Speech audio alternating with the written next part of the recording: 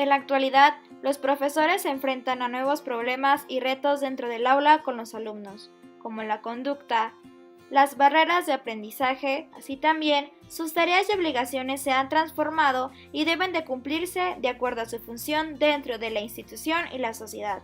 En este video te explicaremos cómo planear para los alumnos de sexto grado en las asignaturas de español, desafíos matemáticos, ciencias naturales e historia de acuerdo a los lineamientos establecidos en el ámbito educativo en México, basándonos en los planes y programas 2011 de la educación básica.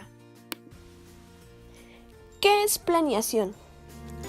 Planeación es un proceso administrativo que consiste en analizar las diferentes estrategias y cursos de acción, teniendo en cuenta una evaluación del entorno organizacional presente y futuro, un contexto predeterminado y unos individuos específicos. Pero, ¿qué es una planeación educativa?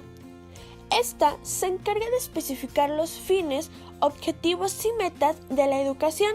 Gracias a este tipo de planeación es posible definir qué hacer y con qué recursos y estrategias contamos.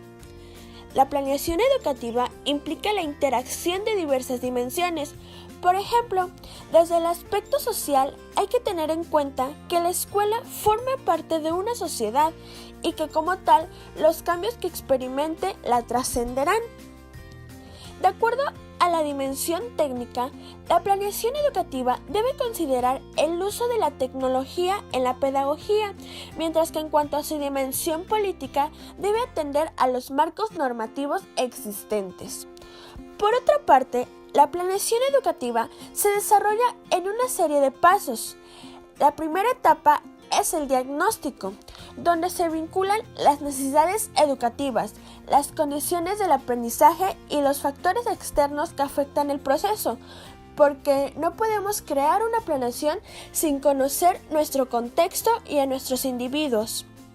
Es importante señalar que la planeación es una de las herramientas fundamentales en la organización del trabajo docente, pues permite establecer los objetivos que se desean alcanzar a la hora de aplicar las actividades que se han diseñado para él o los educandos.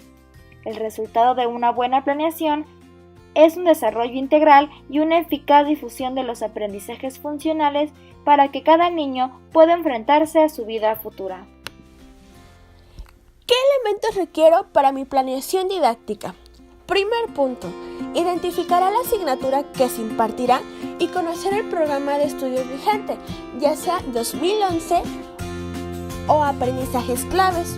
Segundo punto, conocer las características del contexto del plantel, condiciones económicas, ambientales, vías de comunicación, infraestructura, equipamiento, acceso a las TIC, etc.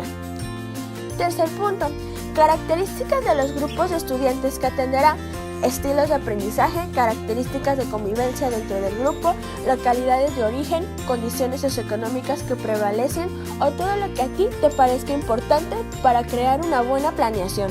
Pero antes de comenzar a planear tenemos que tener en cuenta que una clase se divide en tres componentes. El primero es la identificación, como la identificación del personal, que son los datos que corresponden al docente, y los datos del programa, que son los datos como la asignatura, tema, subtema, aprendizajes esperados, propósitos de la asignatura, estándares curriculares, enfoque didáctico, organización, actividades permanentes, materiales y recursos, modalidad de trabajo y la evaluación.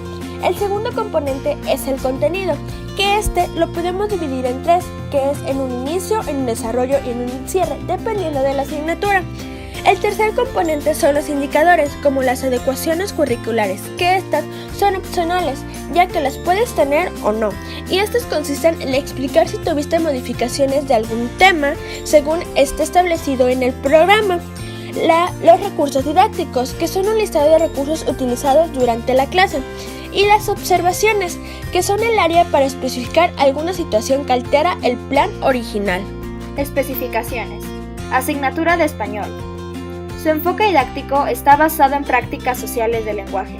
Está organizado por 5 bloques. Se conforma por 3 proyectos, uno por cada ámbito: estudio, literatura y participación social. Su actividad permanente es aquella que se desarrolla de manera continua a lo largo del ciclo escolar. tiene la intención de impulsar el desarrollo de habilidades lingüísticas dirigidas a fortalecer sus prácticas de lectura y escritura. Matemáticas. Su enfoque didáctico está basado en aprendizaje basado en problemas. Se organiza en 3 ejes: sentido numérico, forma, espacio y medida, y manejo de información.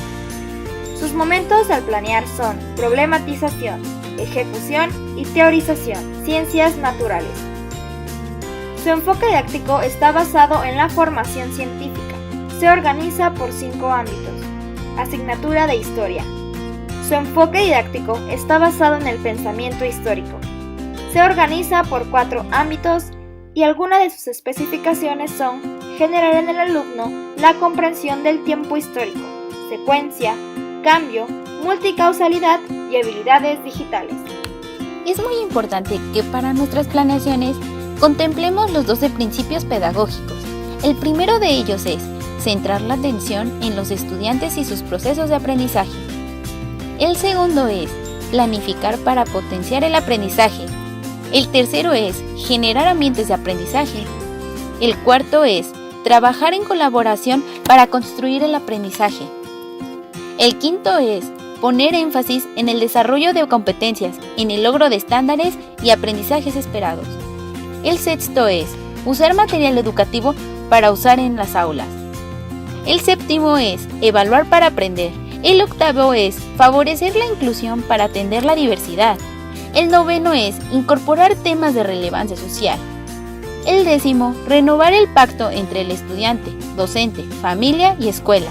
El onceavo es reorientar el liderazgo. Y por último, el 12avo, incluir la teoría y la asesoría académica a la escuela.